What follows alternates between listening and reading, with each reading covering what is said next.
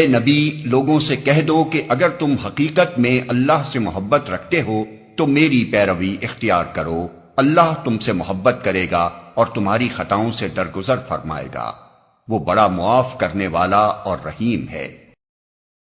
ان سے کہو کہ اللہ اور رسول کی اطاعت قبول کر لو، پھر اگر وہ تمہاری یہ دعوت قبول نہ کریں تو یقیناً یہ ممکن نہیں ہے کہ اللہ ایسے لوگوں سے محبت کرے جو اس کی اور اس کے رسول کی اطاعت سے انکار کرتے ہوں۔ یہاں پہلی تقریر ختم ہوتی ہے۔ اس کے مضمون خصوصاً جنگ بدر کی طرف جو اشارہ اس میں کیا گیا ہے، اس کے انداز پر غور کرنے سے غالب قیاس یہی ہوتا ہے کہ اس تقریر کے نزول کا زمانہ جنگ بدر کے بعد اور جنگ احد سے پہلے کا ہے، یعنی 3 ہجری۔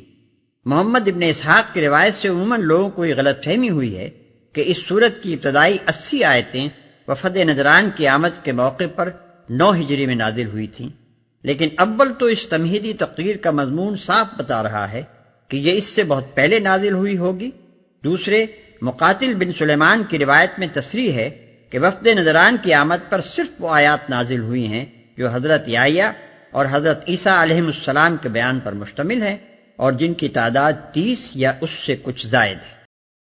اللہ نے آدم اور نوح اور آل ابراہیم اور آل عمران کو تمام دنیا والوں پر ترجیح دے کر اپنی رسالت کے لیے منتخب کیا تھا۔ اللہ نے یہاں سے دوسرا خطبہ شروع ہوتا ہے۔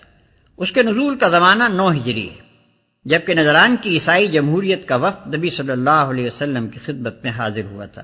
نجران کا علاقہ حجاز اور یمن کے درمیان ہے۔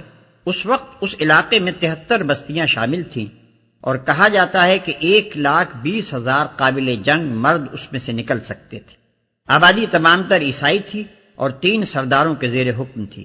ایک عاقب کہلاتا تھا جس کی حیثیت امیر قوم کی تھی، دوسرا سید کہلاتا تھا جو ان کے تمدنی و سیاسی امور کی نگرانی کرتا تھا، اور تیسرا اسقف یعنی بشپ تھا جس سے مذہبی پیشوائی متعلق تھی۔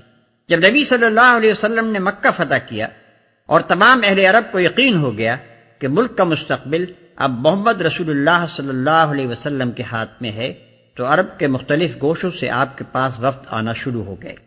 اسی سلسلے میں نجران کے تینوں سردار بھی 60 آدمیوں کا ایک وفد لے کر مدینے پہنچے۔ جنگ کے لیے بہرحال وہ تیار نہ تھے۔ اب سوال صرف یہ تھا کہ آیا وہ اسلام قبول کرتے ہیں یا ذمہ بن کر رہنا چاہتے ہیں۔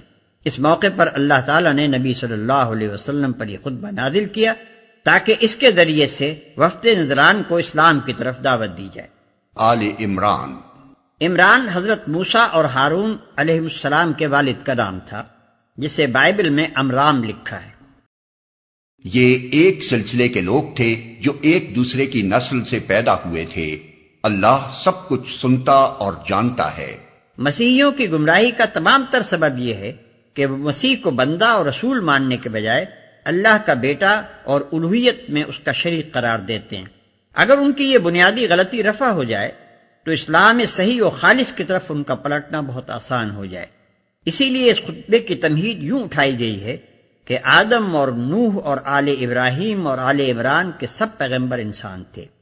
ایک کی نسل سے دوسرا پیدا ہوتا چلا آیا، ان میں سے کوئی بھی خدا نہ تھا۔ ان کی خصوصیت بس یہ تھی کہ خدا نے اپنے دین کی تبلیغ اور دنیا کی اصلاح کے لیے ان کو منتخب فرمایا تھا۔ وہ اس وقت سن رہا تھا جب عمران کی عورت کہہ رہی تھی کہ میرے پروردگار، میں اس بچے کو جو میرے پیٹ میں ہے تیری نذر کرتی ہوں، وہ تیرے ہی کام کے لیے وقف ہوگا، میری اس پیشکش کو قبول فرما، تو سننے اور جاننے والا ہے۔ جب عمران کی عورت کہہ رہی تھی، اگر عمران کی عورت سے مراد عمران کی بیوی لی جائے تو اس کے معنی یہ ہوں گے کہ یہ وہ عمران نہیں ہیں جن کا اوپر ذکر ہوا ہے، بلکہ یہ حضرت مریم کے والد تھے جن کا نام شاید عمران ہوگا۔ مسیحی روایات میں حضرت مریم کے والد کا نام یواقیم لکھا ہے، اور اگر عمران کی عورت سے مراد آل عمران کی عورت لی جائے تو اس کے معنی یہ ہوں گے کہ حضرت مریم کی والدہ اس قبیلے سے تعلق رکھتی تھیں، لیکن ہمارے پاس کوئی ایسا ذریعہ معلومات نہیں ہے جس سے ہم قطعی طور پر ان دونوں معنی میں سے کسی ایک کو ترجیح دے سکیں، کیونکہ تاریخ میں اس کا کوئی ذکر نہیں ہے کہ حضرت مریم کے والد کون تھے اور ان کی والدہ کس قبیلے کی تھیں۔ البتہ اگر یہ روایت صحیح مانی جائے کہ حضرت یحییٰ علیہ السلام کی والدہ اور حضرت مریم کی والدہ آپس میں رشتہ کی بہنیں تھیں، تو پھر عمران کی عورت کے معنی قبیلہ عمران کی عورت ہی درست ہوں گے، کیونکہ انجیل لوقا میں ہم کو یہ تصریح ملتی ہے کہ حضرت یحییٰ علیہ السلام کی والدہ حضرت ہارون علیہ السلام کی اولاد سے تھی۔ تو سننے اور جاننے والا ہے، یعنی تو اپنے بندوں کی دعائیں سنتا ہے اور ان کی نیتوں کے حال سے واقف ہے۔ پھر جب وہ بچی اس کے ہاں پیدا ہوئی تو اس نے کہا مالک میرے ہاں تو لڑکی پیدا ہو گئی ہے، حالانکہ جو کچھ اس نے جنا تھا اللہ کو اس کی خبر تھی، اور لڑکا لڑکی کی طرح نہیں ہوتا۔ خیر میں نے اس کا نام مریم رکھ دیا ہے، اور میں اسے اور اس کی آئندہ نسل کو شیطان مردود کے فتنے سے تیری پناہ میں دیتی ہوں، اور لڑکا لڑکی کی طرح نہیں ہوتا۔ یعنی لڑکا ان بہت سی فطری کمزوریوں اور تمدنی پابندیوں سے آزاد ہوتا ہے جو لڑکی کے ساتھ لگی ہوئی ہوتی ہیں، لہذا اگر لڑکا ہوتا تو وہ مقصد زیادہ اچھی طرح حاصل ہو سکتا تھا جس کے لیے میں اپنے بچے کو تیری راہ میں نظر کرنا چاہتی تھی۔ آخر کار اس کے رب نے اس لڑکی کو بخوشی قبول فرما لیا، اسے بڑی اچھی لڑکی بنا کر اٹھایا اور زکریا کو اس کا سرپرست بنا دیا۔ زکریا جب کبھی اس کے پاس محراب میں جاتا تو اس کے پاس کچھ نہ کچھ کھانے پینے کا سامان پاتا، پوچھتا مریم یہ تیرے پاس کہاں سے آیا؟ وہ جواب دیتی اللہ کے پاس سے آیا ہے، اللہ جسے چاہتا ہے بے حساب دیتا ہے۔ زکریا۔ اب اس وقت کا ذکر شروع ہوتا ہے جب حضرت مریم سن رشد کو پہنچ گئیں اور بیت المقدس کی عبادت گاہ یعنی ہیکل میں داخل کر دی گئیں اور ذکر الہی میں شب و روز مشغول رہنے لگی۔ حضرت زکریا جن کی تربیت میں وہ دی گئی تھی غالباً رشتے میں ان کے خالو تھے اور ہیکل کے مجاوروں میں سے تھے۔ یہ وہ زکریا نبی نہیں ہیں جن کے قتل کا ذکر بائبل کے پرانے عہد نامے میں آیا ہے۔ جب کبھی اس کے پاس محراب میں جاتا، لفظ محراب سے لوگوں کا ذہن بالعموم اس محراب کی طرف چلا جاتا ہے جو ہماری مسجدوں میں امام کے کھڑے ہونے کے لیے بنائی جاتی ہے، لیکن یہاں محراب سے یہ چیز مراد نہیں ہے۔ صوامع اور کنیسوں میں اصل عبادت گاہ کی عمارت سے متصل سطح زمین سے کافی بلندی پر جو کمرے بنائے جاتے ہیں جن میں عبادت گاہ کے مجاور، خدام اور معتکف لوگ رہا کرتے ہیں انہیں محراب کہا جاتا ہے۔ اسی قسم کے کمروں میں سے ایک میں حضرت مریم معتکف رہتی تھی۔ یہ حال دیکھ کر زکریا نے اپنے رب کو پکارا، پروردگار اپنی قدرت سے مجھے نیک اولاد عطا کر، تو ہی دعا سننے والا ہے۔ حضرت زکریا اس وقت تک بے اولاد تھے۔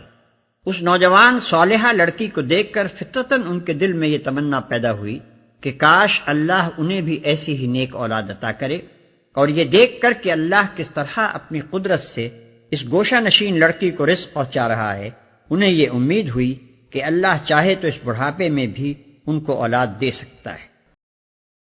جواب میں فرشتوں نے آواز دی جبکہ وہ محراب میں کھڑا نماز پڑھ رہا تھا کہ اللہ تجھے یحییٰ کی خوشخبری دیتا ہے، وہ اللہ کی طرف سے ایک فرمان کی تصدیق کرنے والا بن کر آئے گا، اس میں سرداری و بزرگی کی شان ہوگی، کمال درجے کا ضابط ہوگا، نبوت سے سرفراز ہوگا اور صالحین میں شمار کیا جائے گا۔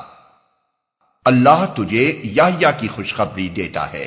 بائبل میں ان کا نام یوحنا بپتسمہ دینے والا، جان دی بیپٹسٹ لکھا ہے۔ ان کے حالات کے لیے ملاحظہ ہو متی باب 3 و 11 و 14، مرقس باب 1 و 6، لوقا باب 1 و 3۔ وہ اللہ کی طرف سے ایک فرمان کی تصدیق کرنے والا بن کر آئے گا۔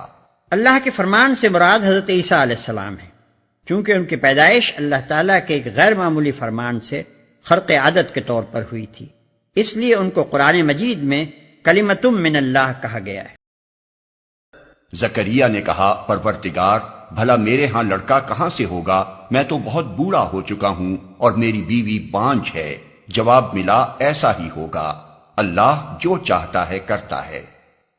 جواب ملا ایسا ہی ہوگا، یعنی تیرے بڑھاپے اور تیری بیوی کے بانجھ پن کے باوجود اللہ تجھے بیٹا دے گا۔